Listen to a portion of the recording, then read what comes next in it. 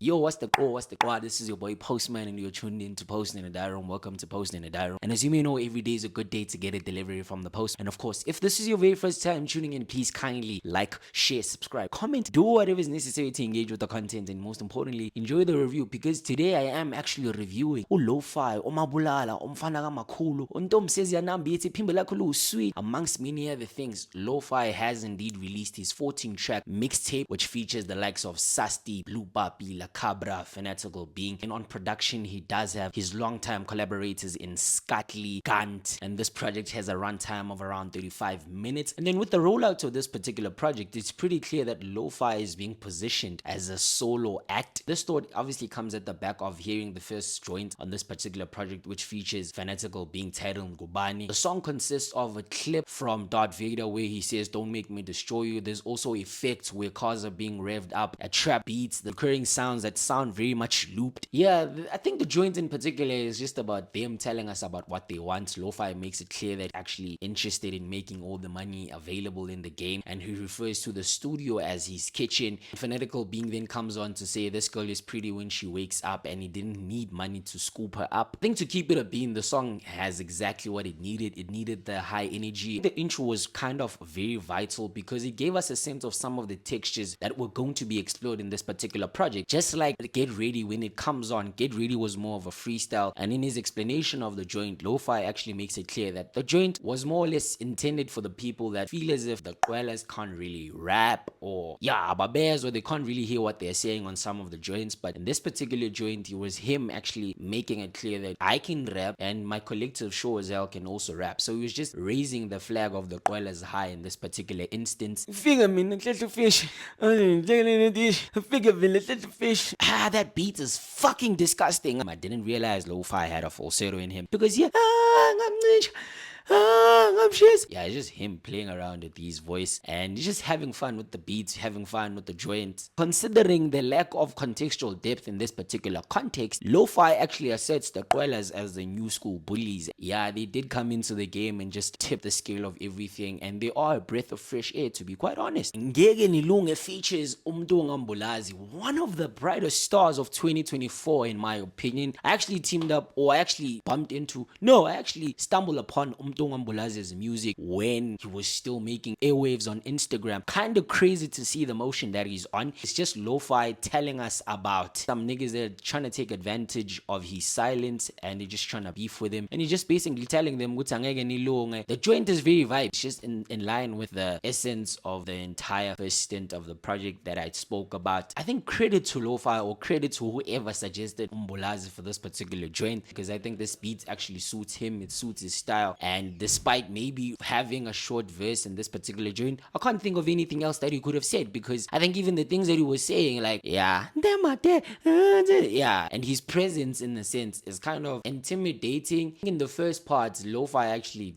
gets done with the textures that we are familiar with in as far as he is concerned, but the songs in a sense, they just lack a takeaway. They have not much happening. It's just like vibey music. I speak for everyone when I actually say that the first time we actually heard the song Amanzo Linji was when he was performing it on the platform Hype magazine, as well as Subliminal Visuals if I'm not mistaken, and that's where he performed the joint and it dropped as an exclusive. I think the platform, that's what it's all about, where artists just come in and just perform joints that are unreleased. And we heard the joint out there. I thought it was pretty nice when I actually heard it, and even when the project was gearing to be released, it did drop as a lead single. Briefly, he just speaks on how life has changed for him. Now he gets stopped at the mall, people trying to take selfies or Abafaz by well, and he doesn't need a polo. I think I might be dumb for this, Mara, it's not, cause I don't even think it's wrong to even link this with what Blue Papi said. But polo, I think it kind of makes sense, because now Lowfeye draws parallels in a sense, and he says,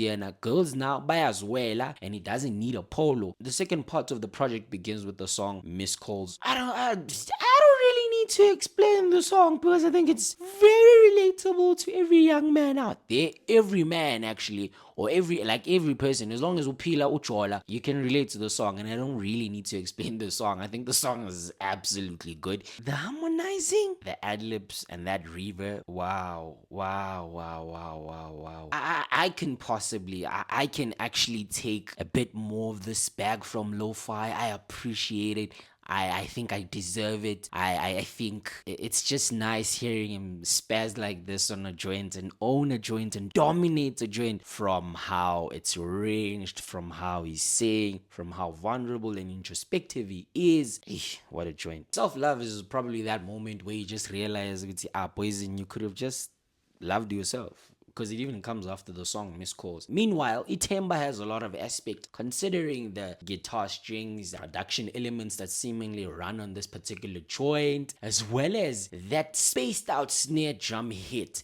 I thought that it also just takes presence on its own. If we were to be genre specific for a while and just categorize music as per their genre, I think we'd classify this music as Kutaza music, because here he's just basically telling us what the end of saying, and he goes hard for the cake. He's motivating us. Yes, it's that motivational music where you also gotta wake up in the morning, just go hard for the cake for your sake. Lo-fi normally drops nuggets of his upbringing, whether it was good or bad, but he just drops a couple of hints, in a sense, for you to just walk away with and make of it however you want to make of it. He opens up about going to bed absolutely hungry with nothing to eat. Sasti stylistically is top one, league of his own. I don't really expect much from Sasti, because what do you mean Ray Charles, they can't see him really him? Currently that's my number one clever one liner right now. It did compliment Lo-Fi's efforts. Another thing that I want to actually quickly mention is the song structure that Lo-Fi actually used during the course of the entire listen on some joints, and which is a hook, a verse, and then a hook, and then out. Simple structure,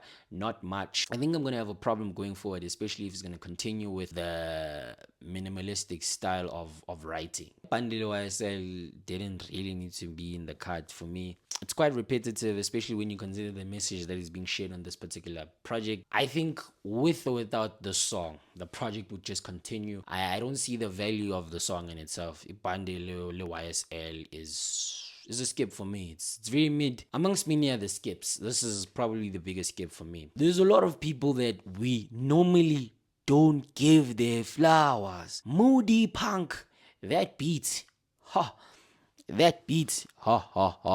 yo. That style is normally attributed to your lunatic, your makwa beats. In terms of, if we're talking about Isigubhu and Umzongongo, Usugolusha is a national tune.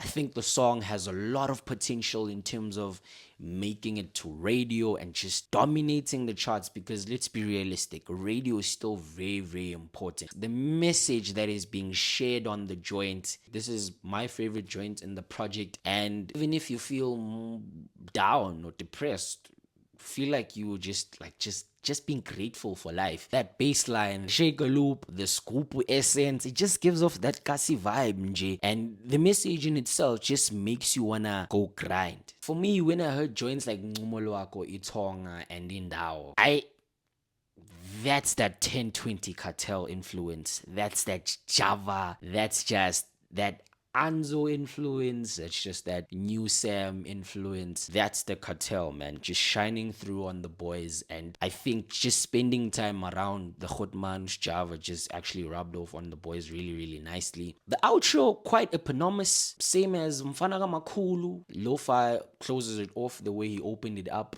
the project in question. And with this one, he teamed up with Akabra as well as Blue Papi. A very balanced project in my opinion, balanced with the introspection, the motivation, the bragging, the vibes. And yeah, it was just Lo-Fi just basically introducing himself to the game. A decent mixtape, does actually have a great future ahead of him, and I actually want to see how it pans out for him, because we are actually watching and we are behind the motion, we're behind the movement. The Qoelas are here, the Qoelas are dropping individual projects, and we are here to support the motion. And this project, in my opinion, gets a 7 out of 10. Lowfeye's new project titled Mfana kaMakhulu gets a 7 out of 10 from me. Post in the diary room, please kindly like, share, subscribe, comment, do whatever is necessary to engage with the content, and most importantly, I will see you on the next one.